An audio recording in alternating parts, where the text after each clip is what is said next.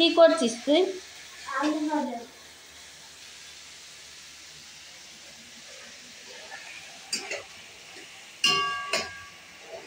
তুই তো নাড়ছিস না, তো ওইভাবে হবে আলু ভাজা?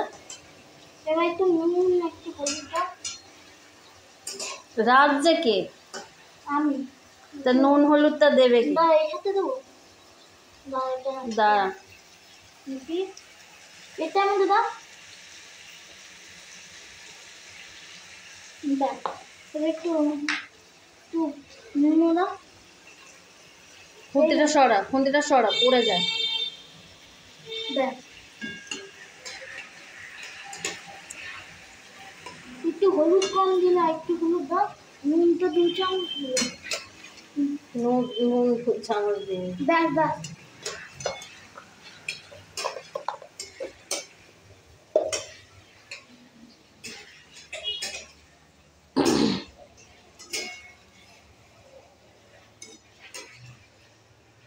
তুই যেভাবে নাড়ছিস ও আজকে আলু ভাজাটা হবে? এই যে দেখে একটু ভালোভাবে নেড়ে নেবো। এই যে হুম,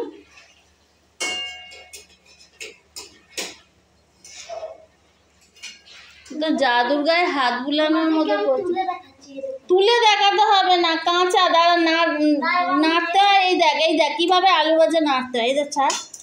এইখান থেকে তুলবি, এদিক ঘোরাবি, এদিক থেকে এদিক ঘোরাবি। এই মাঝখানটা এরম করলে হবে? এদিক থেকে ওপর, হ্যাঁ, ধার থেকে নাড়াবি, তবে হবে ভাজা।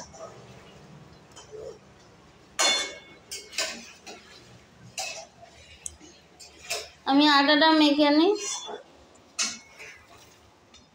দাঁড়া, একটু ঢাকা দিয়ে রাখতে হবে। ঢাকা? কেন ঢাকা দিতে হয় না? নাহলে সেদ্ধ হবে কি করে? একদম কাঁচাই থাকবে না। সেদ্ধ দিয়ে আবার একটুখানি নেড়েই হয়ে গেল আলু ভাজা হয়ে। তো এই আলু ভাজার রেসিপি কোথায় দেখলি যে তুই হঠাৎ করে রাতের বেলা আলু ভাজা করতে বসলি? ওই অতনু রান্নাঘর বা অপু জেঠু বলতে পারো, মানে আমার জেঠু।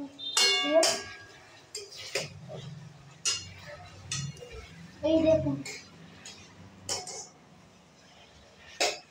অতনু রান্নাঘরে তুই আলু ভাজা রেসিপি দেখলি? একটু হালকা ভাজা করতে। দাঁড়া, তো ভাজা হোক। আমি তো শুধু শুধু নেড়েই যাচ্ছি, না হলে এক সিটি ভাজলো না। এবার একটু ঢাকা দিয়ে একটু ওয়েট করতে হয় 5 মিনিট। এবার আলু ভাজা বলতে এক জায়গায় করে নিই, নাহলে কাঁচা থেকে যাবে। অতনুর রান্নাঘরে এত ভালো ভালো রান্না দেখায়, তার জায়গায় আলু ভাজাও তো আমি কখনো দেখিনি। আমি এমনি মাংস রান্না করতে পারি। তোর আলু ভাজা নাড়া দেখেই বোঝা যাচ্ছে তুই কতটা ভালো মাংস করবি। ঘেমে স্নান হয়ে গেছিস, যা বাইরে যা, আমি করে নিচ্ছি। না,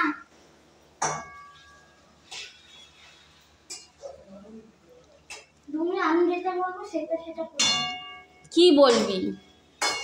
এবার একটু 5 মিনিট ঢাকা দিয়ে রাখুন।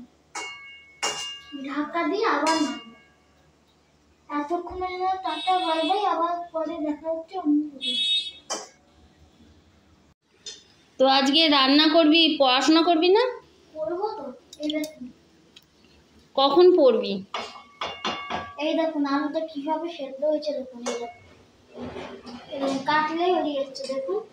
এই দেখুন, দেখলেন? এই যে বেরিয়ে গেল।